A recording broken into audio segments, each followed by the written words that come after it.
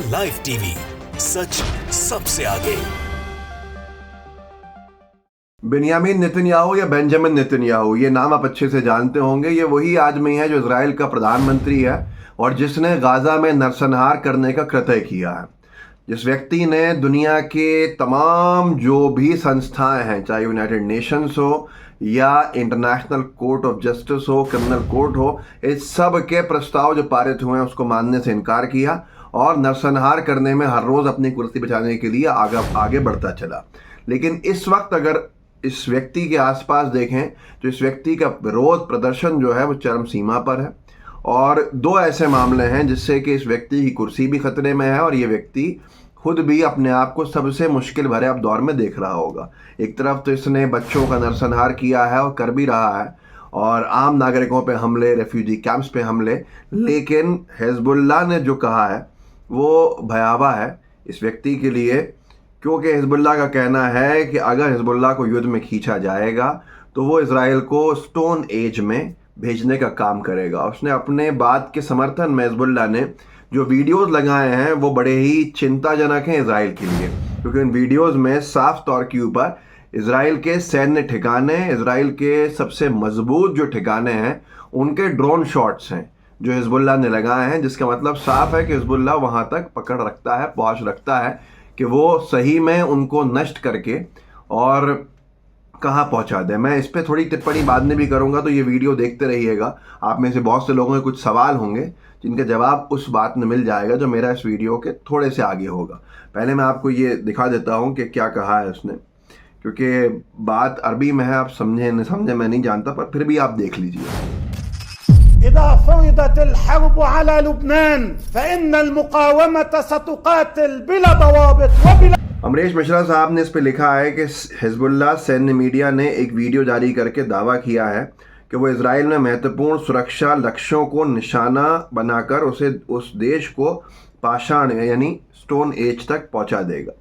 अब ये एक बड़ा सवाल है कि ऐसा क्यों हुआ। ऐसा इसलिए है कि उसका कहना है कि अगर उसको युद्ध में खींचा जाएगा, इस वीडियो में वो ये कह रहे हैं कि उस युद्ध में अगर उसको खींचा जाएगा तो वो कोई नियम नहीं देखेगा और फिर उसका अंत जो है वो रुकने वाला नहीं है, वो बढ़ता जाएगा अपने लक्ष्य की तरफ।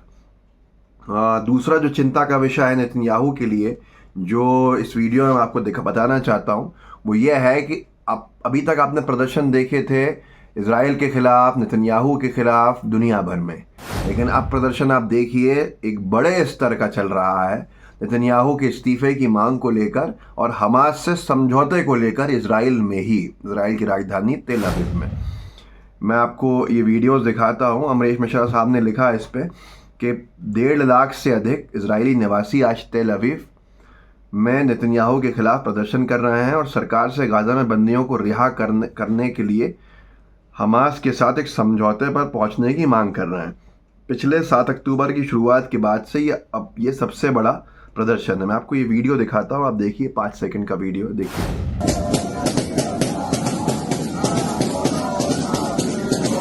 इस वीडियो को मैं आगे का इसलिए नहीं दिखा सकता हूँ क्योंकि आगजनी है, बहुत सी चीजें हैं, लेकिन ये इजराइल में ही हो रहा है, नेतन्याहू के करीब ही हो रहा है और साफ तौर के ऊपर इजरायली नागरिक की मांग कर रहा है एक बड़ी संख्या में नेतन्याहू को हटाया जाए, नेतन्याहू का इस्तीफा हो और जो बंधक इजराइल के फिलिस्तीन में हैं, गाजा पट्टी में हैं हमास के पास, उनको छुड़ाने के लिए समझौता किया जाए हमास से और ये युद्ध को ख़त्म किया जाए।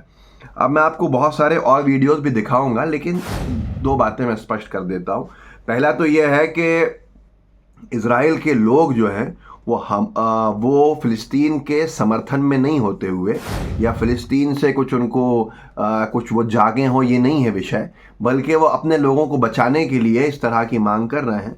क्योंकि बड़ा खूब कहा है डॉक्टर एनास्तासिया मारिया लुइपिस, एक बड़ी इन्फ्लुएंसर हैं, उन्होंने कि ये नेतन्याहू नहीं है अकेला, ये 95% इजरायली हैं जो आतंकवाद का समर्थन करते हैं, जिनकी मानसिकता आतंकवादी है।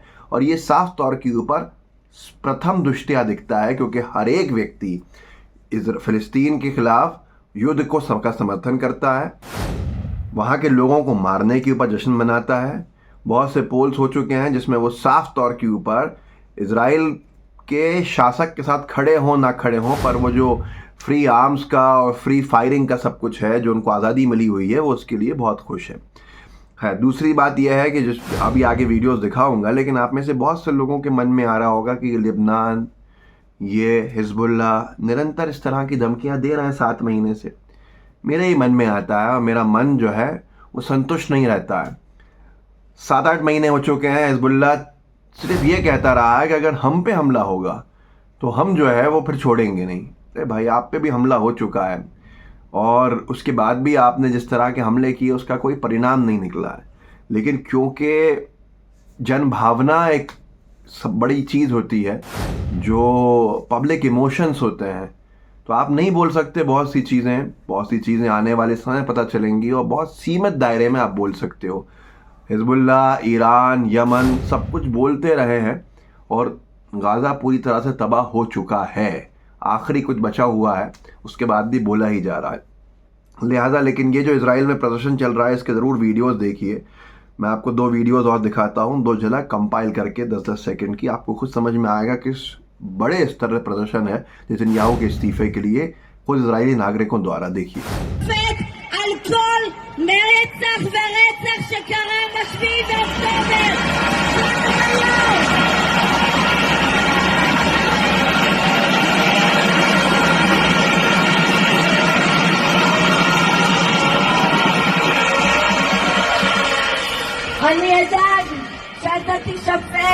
तो ये साफ तौर के ऊपर देखा जा रहा है, दुनिया जाग रही है।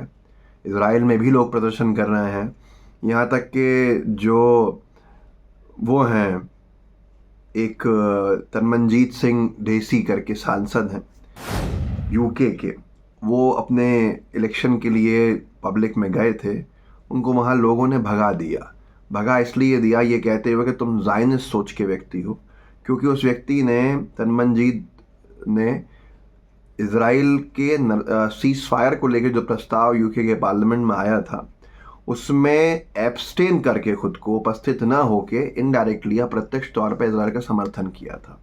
मुस्लिम स्पेसेस ने लिखा है कि आपका यहाँ स्वागत नहीं है, आपके हाथों में फ़िलिस्तीनी बच्चों का खून लगा है।